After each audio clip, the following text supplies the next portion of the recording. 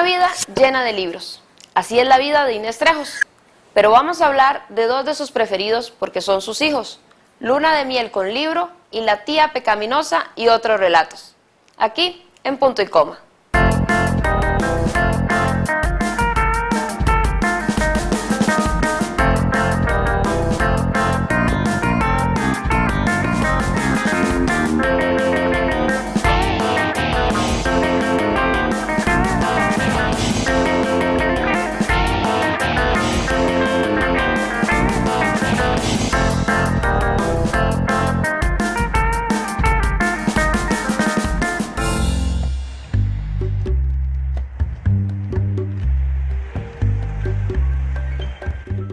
Bienvenidos a otro programa de la revista de literatura Punto y Coma. Hoy nos acompaña la periodista y escritora costarricense Inés Trejos de Montero. En el programa de hoy hablaremos de dos de sus obras más emblemáticas, Luna de miel con libro y La tía pecaminosa. En la sección de cine y literatura comentaremos la filmografía del gran director Woody Allen, quien ha inspirado a lo largo de los años algunos de los cuentos de la escritora con que conversamos hoy. Prepárense, porque esto es Punto y Coma.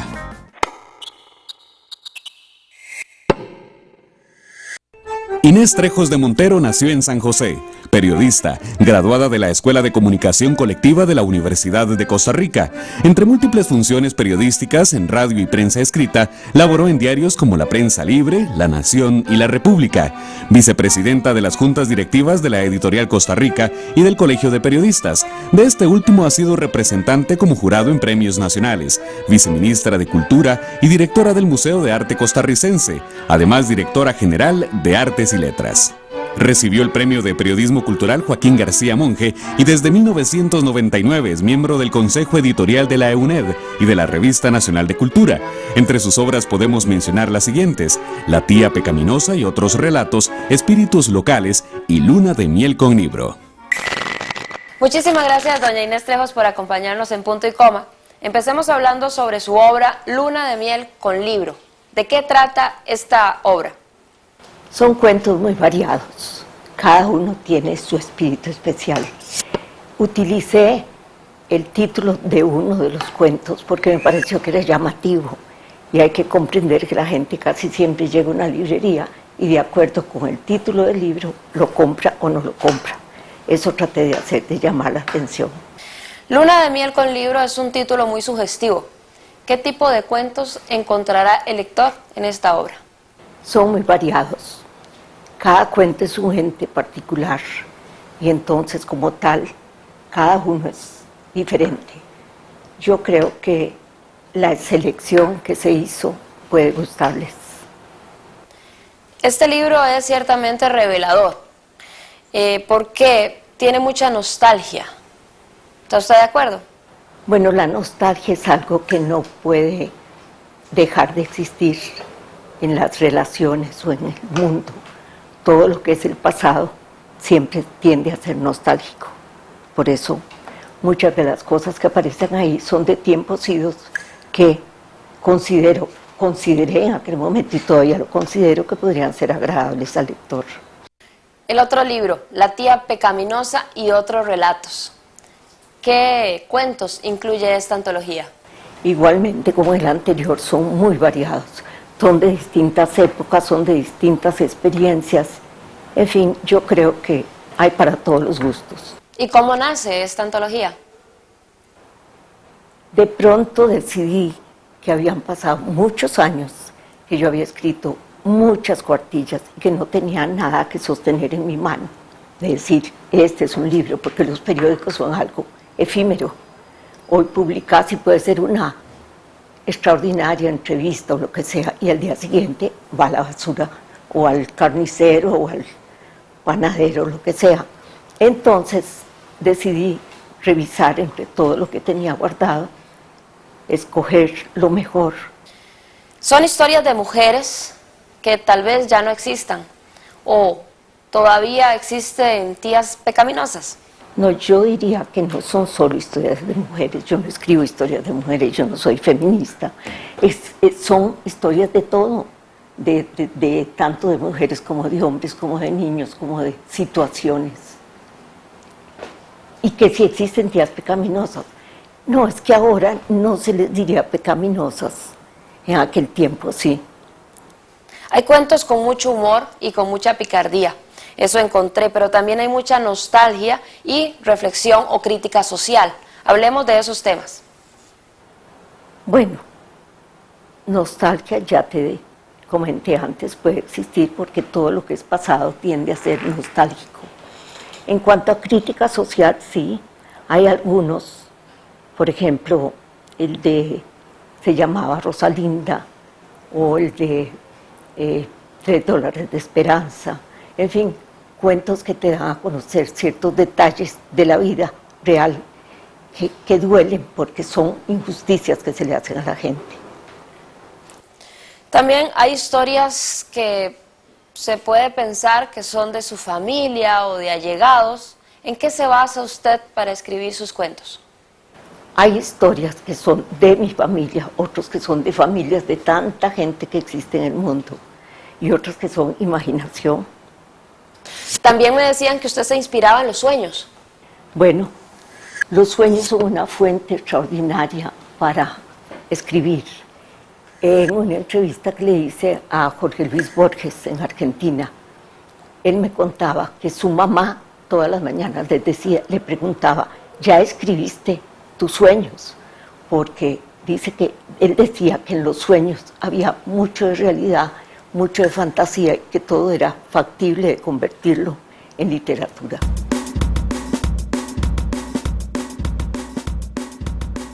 El reconocido poeta, ensayista, catedrático y académico de la lengua Carlos Francisco Monge nos presenta un nuevo libro. Se trata de la obra Poemas para una ciudad inerme. Dice su autor: estos poemas nos previenen del tiempo. Son las crónicas breves de una ciudad que se levanta de sus propias sombras, entre el insomnio, los ruidos y los fulgores, las calles secretas y los movimientos perpetuos. Se reinventa la historia y se fabula la belleza cautiva, la plenitud fugaz.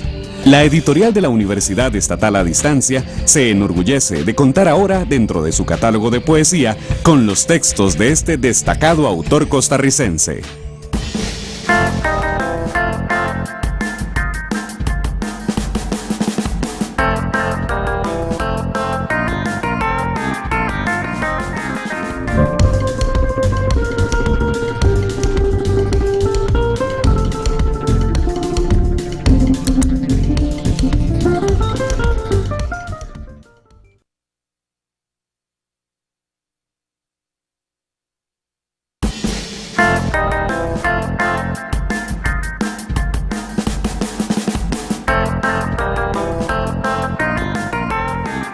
La tía pecaminosa y otros relatos lo publicó usted hace poco.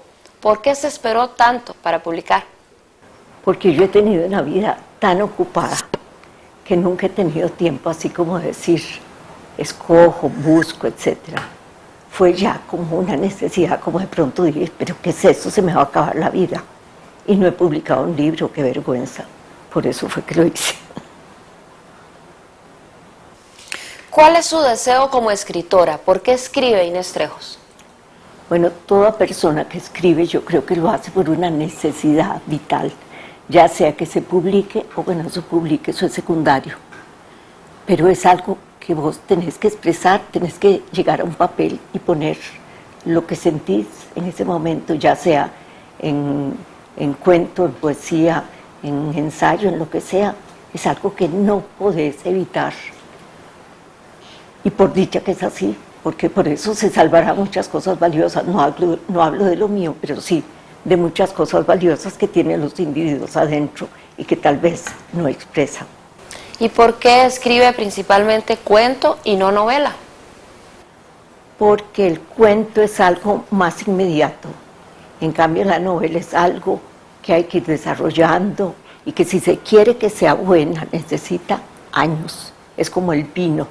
No se puede hacer una botella de vino y bebérsela al día siguiente, sino que hay que esperar que madure, que tome esa fuerza para que al final sea una obra completa, redonda, entera. Pero sí desea usted en algún momento llegar a escribir una novela. Si te cuento que yo, tan atrevida cuando tenía 14 años, escribí una novela, era una novela rarísima, y la mandé a una editorial española. Por supuesto me la devolvieron, ¿verdad?, porque eran muy educados. Pero era una locura, claro, tenía 14 años, imagínate. Entonces, desde entonces quedé curada. ¿Y la poesía? La poesía me gusta, he escrito poesía, pero es algo como más intimista. Precisamente ahora, hace 1 año y medio, a raíz de la muerte de mi hijo, escribí un poco más de poesía porque son esos momentos de nostalgia, de tristeza, los que te hacen más fácilmente escribir poesía que cualquier otro género. Pero la poesía no la ha publicado. Como libro no, he publicado algunas poesías en la Revista Nacional de Cultura, en los catálogos que hace la Asociación de Escritoras Costarricenses. Tal vez algún día junto todo, lo reviso a ver si tiene calidad, lo someto al mejor criterio de gente que sabe más que yo, a ver si publico algún libro. Su niñez fue una niñez en medio de los libros, la biblioteca grande en el centro de la casa, la influencia de sus padres. ¿A eso se debe a que usted sea una gran lectora? Bueno, cuando uno piensa en biblioteca, piensa en una habitación muy elegante, con sillones de cuero. No, las casas donde yo viví, y digo las casas porque viví en varias casas, pero eran las de mi familia, eran casas sencillas, pero en mi casa nunca faltaban los libros. Había estantes de libros en todas partes. Papá era un gran lector, mamá también, mis hermanos, yo soy la menor de 7 hermanos, mis hermanos ni se diga. Así es que entonces en casa siempre había libros al alcance de la mano. Y a veces incluso siendo uno chiquillo se encontraba con una obra que no era en aquel tiempo para niños y se la leía igual porque tenía que leer. ¿Y eso hace que usted sea una gran lectora? Por supuesto, me encanta leer, siempre estoy leyendo, me interesan muchísimo los escritores, sobre todo los ingleses, me interesan mucho también los escritores de humor, por ejemplo, Jerome, por ejemplo, Evelyn Waugh, que aunque tiene nombre que en Costa Rica o en los países latinos lo usamos para mujer, es un hombre, porque en Inglaterra Evelyn se usa tanto para hombre como para mujer. Ese es un escritor extraordinario. Después Wenceslao Fernández Flores, español, García Márquez, que tiene unas cosas de un humor extraordinario. En fin, Colette, con toda la carga emocional que tiene en sus obras, tiene algo verdaderamente cómico, tiene uno que reírse de las travesuras o de las ideas que tienen los personajes. En fin, he leído mucho y sigo leyendo, y que nunca me falte un libro, por favor. He dicho que el día que yo me muera, que me busquen un ataúd suficientemente grande, que me pongan unos cuantos libros, porque quién sabe si del otro lado no voy a tener que estar leyendo y buscando algún libro. El día de su casamiento y después de la fiesta, Rodolfo y ella se fueron a un hotel, pues el avión que los llevaría de viaje de bodas salía hasta las 10 de la siguiente mañana. Hubo los arrumacos de costumbre y cuando Rodolfo le dijo, vamos a la cama, ella empezó a buscar su libro. ¿Para qué?, le preguntó el asombrado. Pues para leer. Gladys estaba, por cierto, en la parte más emocionante de un libro de una de las hermanas Brontë, y al oír hablar de la cama, llegaba para ella el momento cumbre del día, cuando podía leer sin que hubiera recriminaciones, hasta que el sueño contra el que luchaba denodadamente la vencía.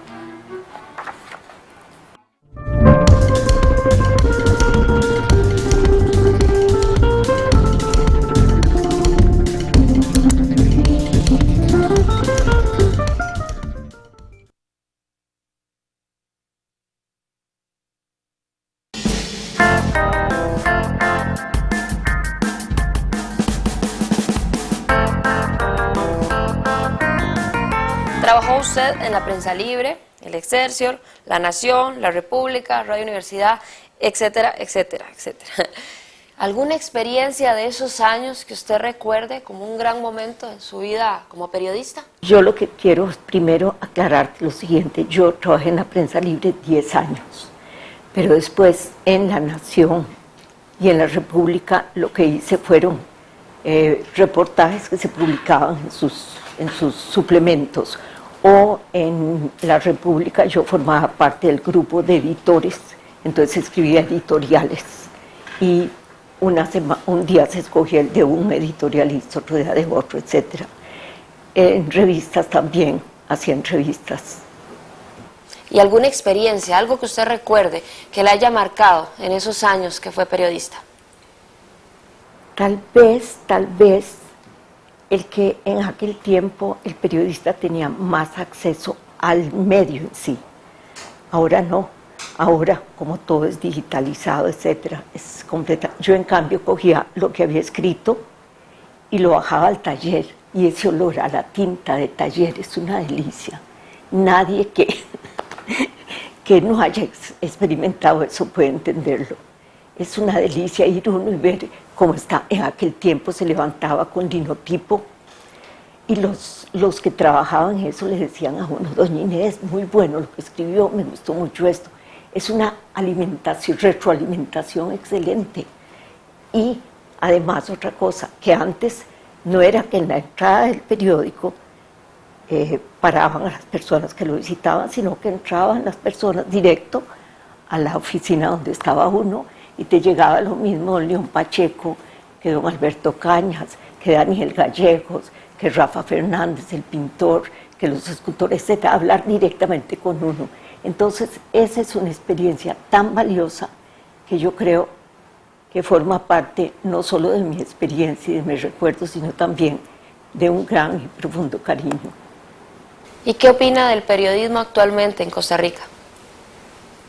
Yo creo que ha perdido mucho de lo que antes había, que era una cobertura mayor de las actividades culturales. Antes los periodistas, o el periodista al que le gustaba eso, iba a una conferencia, al día siguiente sacaba algo relacionado con esa conferencia, iba a una exposición, llevaba al fotógrafo. Ahora en cambio son muy parcos. Áncora, por dicha, con Víctor Hurtado, tiene suficiente material, aunque no tanto como se quisiera, porque él, por ejemplo, publica las portadas de los libros que le han llegado, pero es poca la crítica literaria que se hace, la cobertura de actividades culturales, como antes sí se hacían. Yo creo que el periodismo de ahora es muy ligero, light, le dicen, y también han caído mucho en el sensacionalismo y en lo de la farándula, que es un dolor. ¿Será que yo soy antigua y por eso me choca? Lunes literario, en la época de la prensa libre, la columna que recordamos, que usted escribía, fueron sus inicios como promotora cultural. Cuéntenos de esa época. Fue una época dorada porque yo leía un libro y después hablaba sobre él, mis impresiones, etc. Y después, por supuesto, me llegaban las cartas de los escritores diciendo: gracias, doña Inés, muy bien, o si no, ¿por qué dijo esto, doña Inés? Yo no quería decir eso. Entonces se hacía una entrevista con ese escritor y se aclaraba cualquier extremo. Entonces sería interesantísimo. De esa época yo guardo amistades que se han mantenido durante todos estos años. Usted fue directora de Artes y Letras, que puede ser un precedente del Ministerio de Cultura. ¿Qué cambiaría usted en la cultura actualmente? Sí, yo fui directora de Artes, primero subdirectora durante 2 años y luego directora durante 5 años. Después fui directora del Museo de Arte Costarricense, pues fui viceministra de Cultura. Todas esas etapas muy interesantes. Yo creo, sin embargo, que, claro, a veces uno tendría que meterse dentro del cuerpo de la gente para saber cómo actuar. Pero yo, viéndolo desde mi perspectiva, pienso que lo que se ha perdido es la comunicación. Ahora los las personas que están a cargo de la cultura, ya sea directores o ministros o viceministros, están como muy encerrados en su torre de marfil. Entonces no tienen la comunicación directa. Es más, vos escribís una carta al ministro, al viceministro, a quien sea, nunca te la contestan. Caso contrario sucedía con Carmen Naranjo, que cuando fue ministra de Cultura no había una sola carta, por más pequeña o por más intrascendente que fuera, que no la contestara. Y eso era muy importante.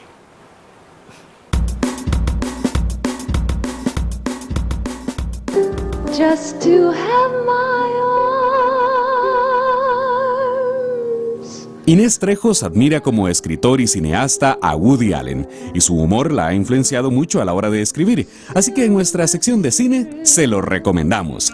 Tan amante de las peripecias humorísticas de los hermanos Marx o Bob Hope, como las películas de Federico Fellini o Ingmar Bergman, Woody Allen ha dibujado con sarcasmo las pautas de comportamiento en su país, al retratar con ironía los avatares sentimentales e intelectuales de la clase burguesa neoyorquina, al homenajear al mundo del espectáculo y cuestionarse sobre sus temas favoritos, tales como el sexo, Dios, el judaísmo y la muerte, sea desde la farsa, la comedia agridulce o el drama. Podemos mencionar algunos de sus trabajos como Todo lo que siempre quiso saber sobre el sexo y no se atrevió a preguntar, La rosa púrpura del Cairo, Ana y sus hermanas, Maridos y mujeres o Poderosa Afrodita, y más recientemente Match Point y Vicky Cristina Barcelona. War, I'm a hostage.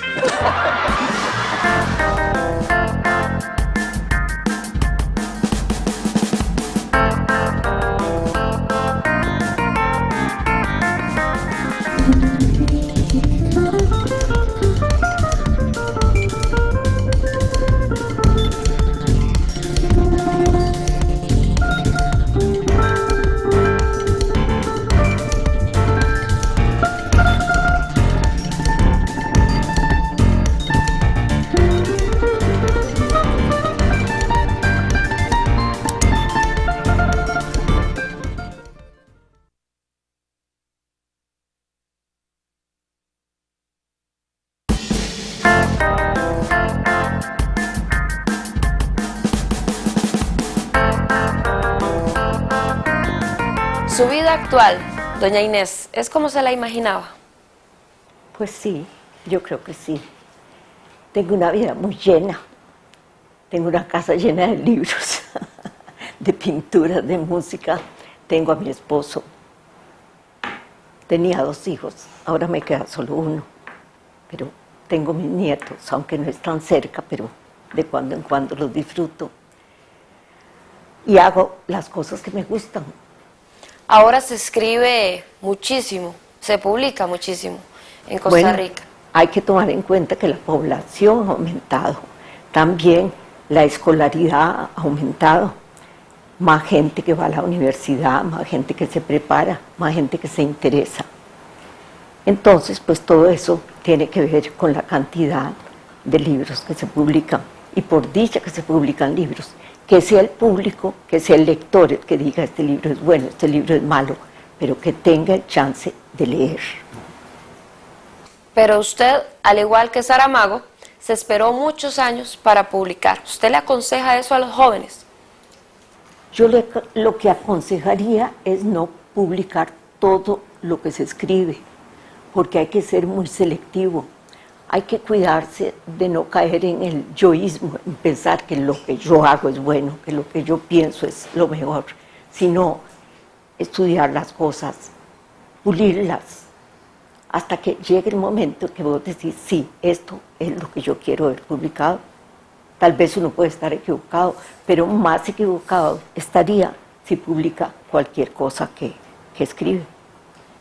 ¿Qué ha pasado con su libro La casa de las 8 ventanas, que es el que está escribiendo actualmente? La casa de las 7 ventanas, que tengo mucho interés en publicarla, es un recuento de mi vida, porque mamá era un ser extraordinario, rarísima era, rarísima, extraordinaria pero rara, porque por ejemplo ella veía un letrero en una casa que decía se alquila, y se emocionaba, conocía la casa y llegaba en la tarde y nos decía, chiquitas, nos pasamos.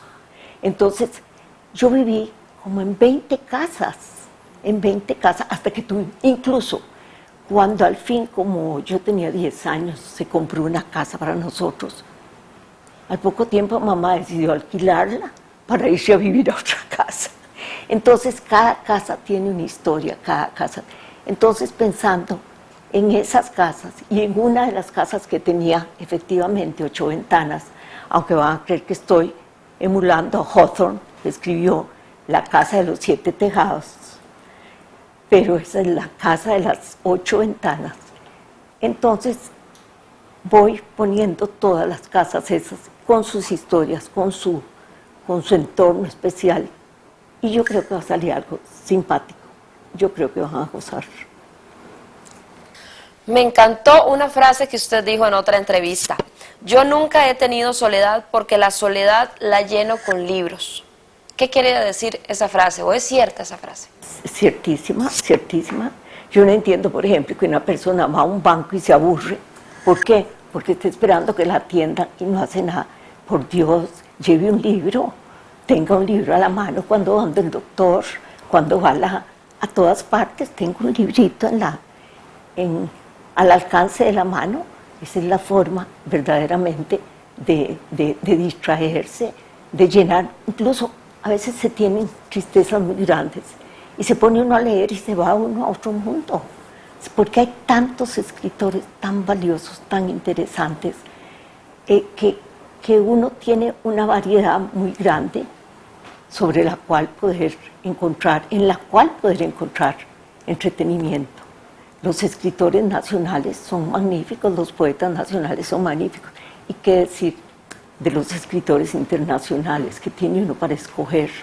Empezando desde muchos años antes, con, ¿qué te digo?, Thomas Mann, Rudyard Kipling, Edith Wharton, Henry James, en fin, tantos buenos escritores, que por qué va uno a dejar de tener el gusto de leerlos, que lo hagan así en cualquier momento.